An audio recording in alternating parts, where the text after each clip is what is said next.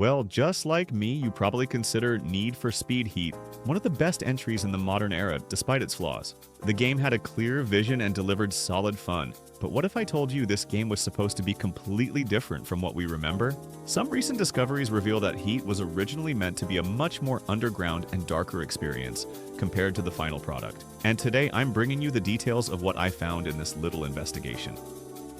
The city that was meant to be something else.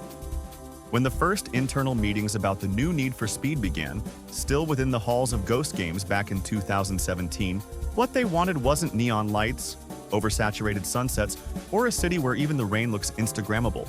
The original idea was gritty, dense, reeking of gasoline, abandonment, and tension. A love letter to the real Miami, not the touristy one. And the worst part?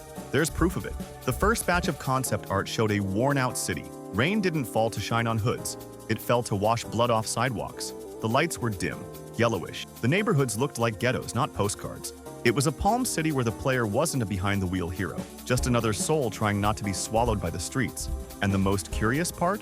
All of it stemmed from a genuine ambition to recapture the rebellious spirit of Need for Speed Underground, but with a firmer grip on urban reality. An internal document, leaked in 2019 and quietly scrubbed from forums, described Palm City as a reflection of growing inequality, where racing isn't glamour, it's survival. Ghost Games aim to create something closer to urban dystopia than an energy drink-sponsored tuning festival. But what happened? The first cut came even before the first trailer. In archived interviews, some developers said EA's initial feedback was blunt. It's too bleak. The publisher wanted aspiration, not depression.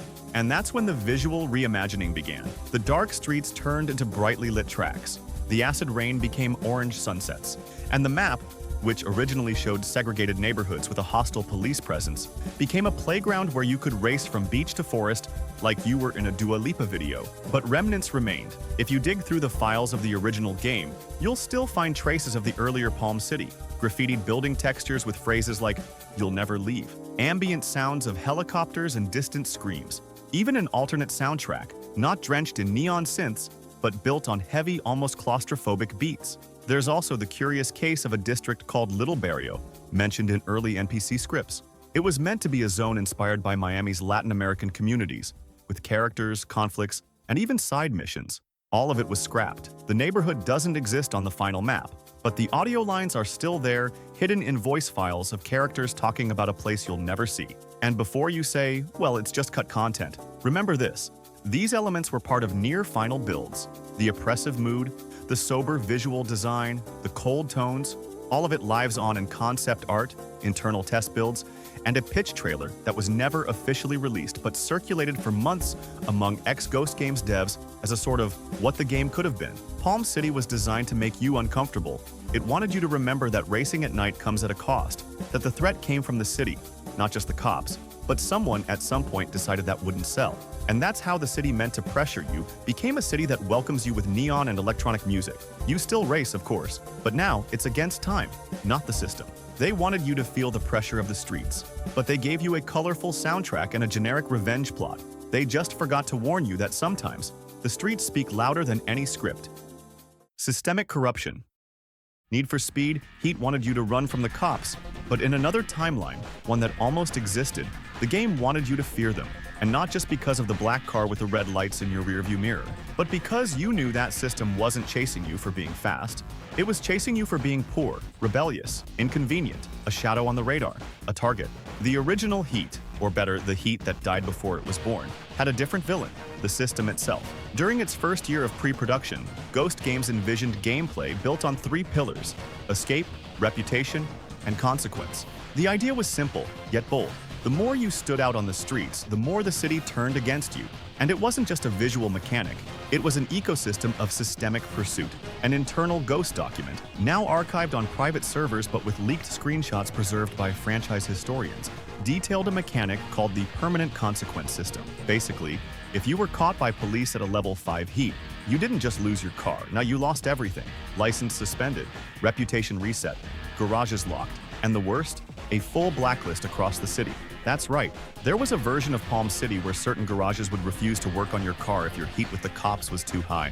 And if you got arrested more than twice at maximum levels, the game would permanently delete your most valuable vehicles. For good Too harsh? Of course, but it was intentional. The game's original tagline, before being softened for marketing, was different. Race the system.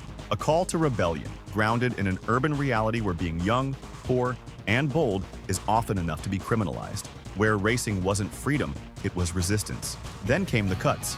EA thought it was too controversial. A senior marketing executive, in an unpublished interview later quoted in a closed dev forum, reportedly said, "This feels more like Watch Dogs than Need for Speed." And that's when the game became something else. The blacklist mechanic became a temporary heat level. Consequences turned into nighttime rewards. The police stopped being a symbol of oppression and became an obstacle. Generic, faceless, speechless, just cars that show up, ram into you, then disappear. But once again, traces remain. In the game's code, there are references to files named perm ban UI, garage, locked state, reputation, debuff, heat level 6. None of them are implemented, but they're still there, like skeletons of a system that was ripped out in a hurry. Even police behavior was rewritten. During the first playtest phase, according to a QA tester who worked on the closed beta, the cops didn't just chase, they planted evidence, set up ambushes, had patrols dedicated to neighborhoods and their own names.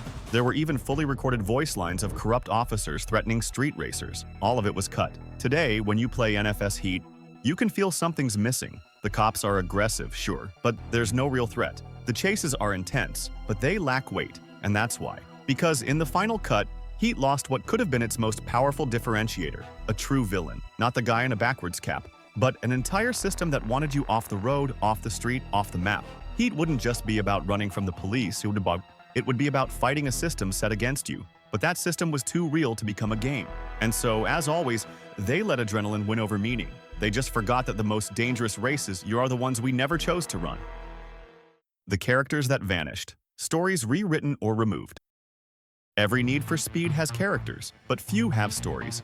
In Heat, they tried to do something different, and they almost pulled it off. Before it became a game about garage siblings and cool rebellion vibes, NFS Heat was planned as a narrative about the marginalized, people on the edge of the city, not just for racing illegally, but for simply existing in the spaces the city pretended didn't exist. Palm City wasn't just a map, it was a social organism. And the characters? They were its scars. In one of the early script versions, parts of which were leaked by former Ghost Games employees in 2019, the protagonists weren't just stylish racers. They were urban refugees.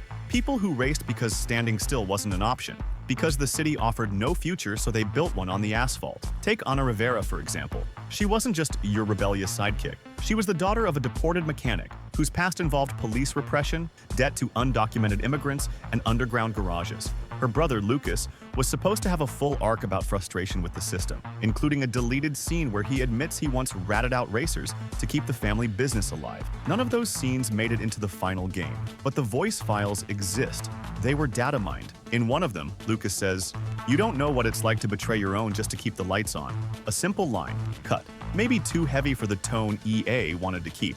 Another character, completely erased from the final game, was named Kiro. Of Asian descent, Kiro was an underground crypto hustler who used racing to mask illicit transactions during night runs. He had sharp lines, full scenes critiquing the city's economic model, and a phrase that still haunts fans as a ghost of the heat that never was. Palm City pretends to be free, but it's just a lit-up prison. You never heard of Cairo because he was deleted.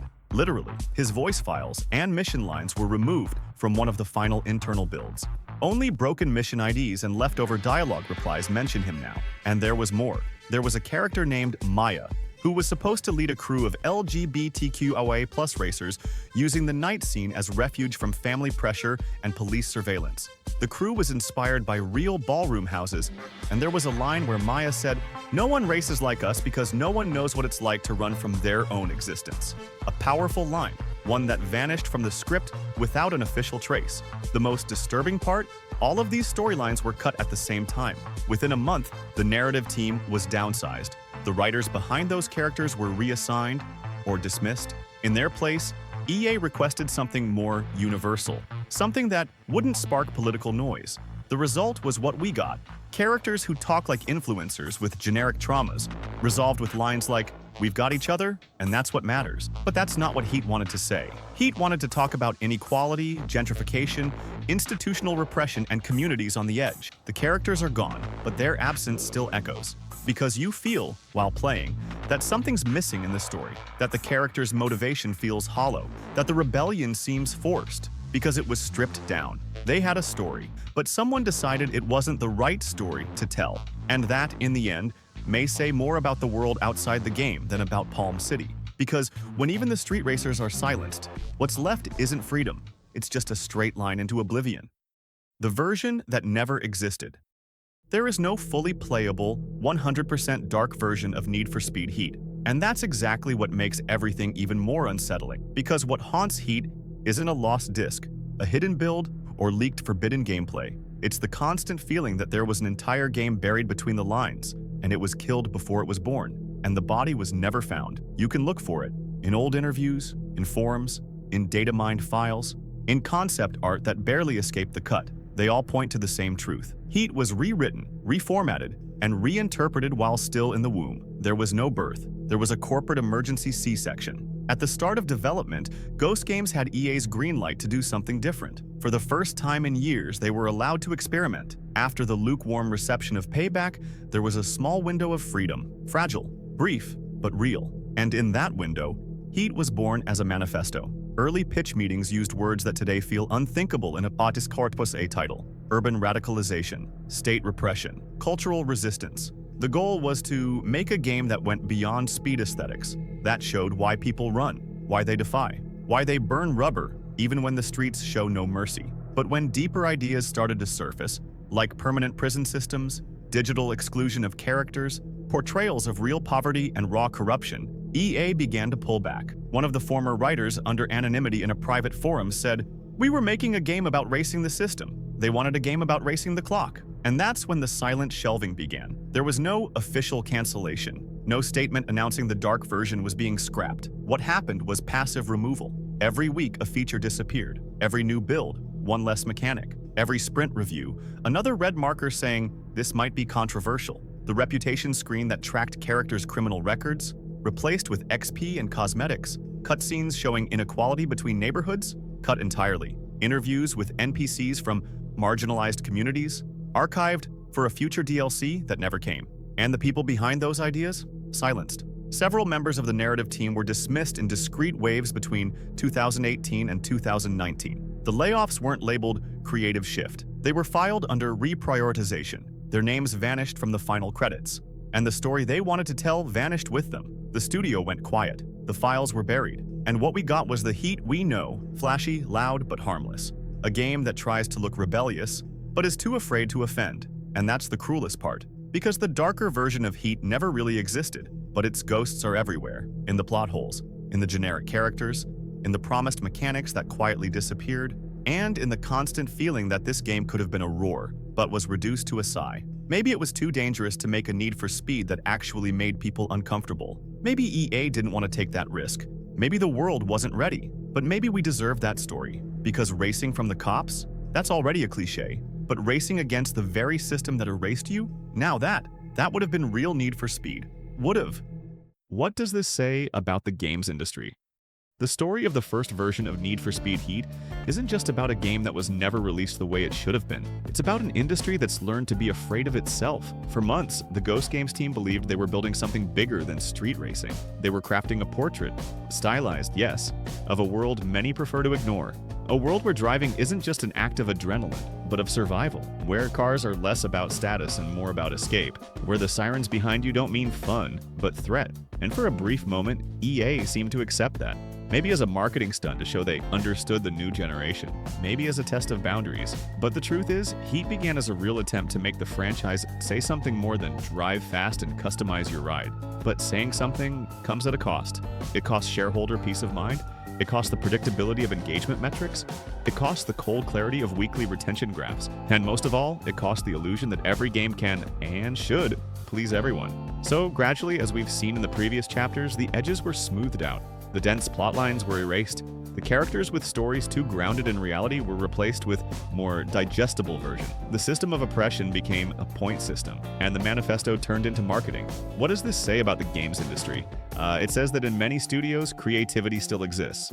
Courage still pulses, but only to a certain extent. It says we have developers trying to create worlds that reflect our own, but trapped in contracts that demand neutrality. It says that games that could challenge us end up choosing to entertain, because provoking discomfort is risky, and in the 2000s and 20s, taking risks has become corporate recklessness. Heat could have been the turning point for one of the industry's oldest franchises. It could have been the modern underground people have been begging for, but with more than just neon and background trap beats. It could have been a game about the system, about inequality, about the real why behind speed, about the quiet fury of those who run because they have no other choice. But in the end, the industry gave us what it thinks we want: a colorful party, a pasteurized experience, a game that pretends to be rebellious but sleeps soundly at night. And maybe that's the saddest part of all, because Need for Speed has always been, from the very beginning, about more than just cars. It's been about desire, about escape, about identity. And now, by erasing those layers, the franchise has become a caricature of itself. Heat tried to say something, but it was cut off. And the silence left behind is the sound of an industry censoring itself, out of fear, out of profit, out of habit. But mostly because it doesn't believe the player is ready to listen. The question is, are we?